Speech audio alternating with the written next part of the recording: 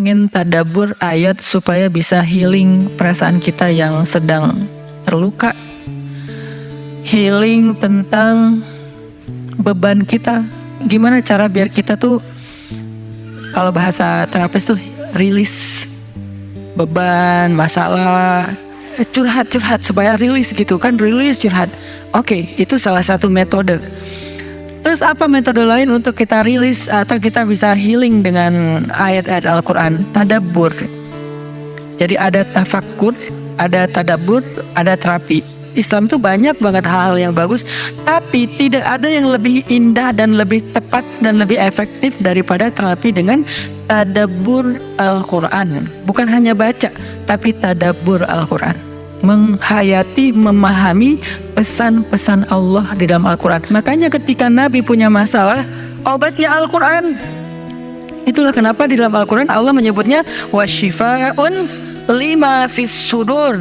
Dia itu obat, penyembuh, bahkan bukan obat. Kalau obat itu dawa, kalau syifa penyembuh. Dawa belum tentu sembuh, bisa sembuh bisa enggak. Tapi kalau syifa ya udah pasti sembuh. Maka Allah menyebutkan Al-Quran itu sebagai bukan dawa, tapi disebutkan sebagai syifaun lima fis sudur, obat hati, obat jiwa, obat mental. Walaupun banyak ulama menganggap bahwa dia juga bisa menjadi obat fisik, dan saya percaya itu. Tetapi yang lebih dahsyat lagi adalah dia memang obat mental. Pertanyaannya, bagaimana menjadikan Al-Quran sebagai syifa, healing? Ayat-ayatnya gimana cara kita mentadabburinya? Semua ayat sama, cuman yang membedakan satu dengan yang lain fadilahnya. Tapi semua sama-sama istimewa. Jadi nggak boleh ada satupun ayat yang kita anggap nggak penting. Alif Lam Mim, apa pentingnya ya? Nun, Qaf, Shad, satu huruf doang. Enggak, biasa aja. Sehingga kita ngerasa membaca ayat itu nggak terlalu istimewa. Sama, satu huruf pun itu istimewa di Al-Quran. Kan kata Nabi satu huruf seperti 10 kebaikan. Jadi kalau kita baca Nun, udah aja, alhamdulillah udah ngaji.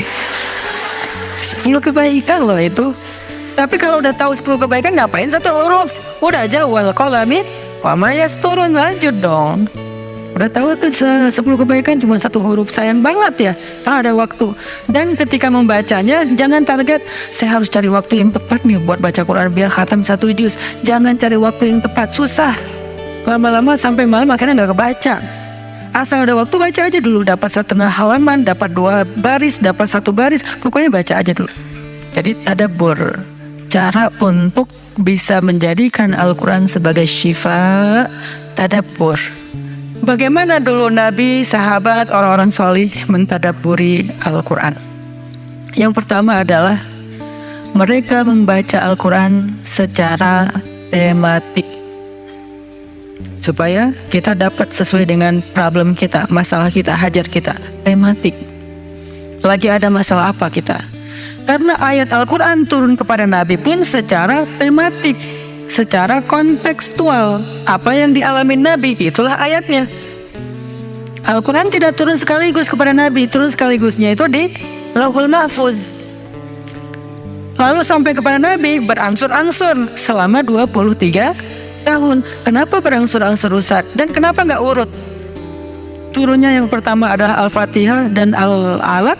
Kenapa sekarang Al-Fatihah lalu Al-Baqarah?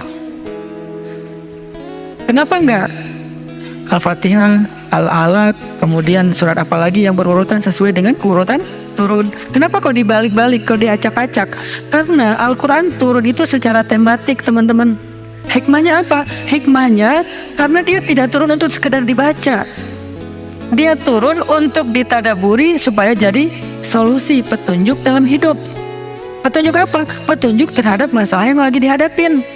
Dan kita nggak akan dapat petunjuk kalau nggak ngerti kan? Coba baca petunjuk penggunaan obat. Bahasanya bahasa bahasa Thailand misalnya. Banyak kap-kapnya. Susah kan kita? Gimana berapa hari sekali? Kayaknya 5 kali sehari deh. Padahal cuma 2 kali sehari. Nggak bisa dapat petunjuk karena nggak ngerti. Maka supaya kita bisa tadabbur, kita pahami. Nah, memahami apa? Sesuai dengan tema. Kita boleh aja bagus banget malah baca Al-Quran secara berurutan, tapi itu target baca ya, target tilawah, bukan target tadabbur. Tadabbur beda sama tilawah.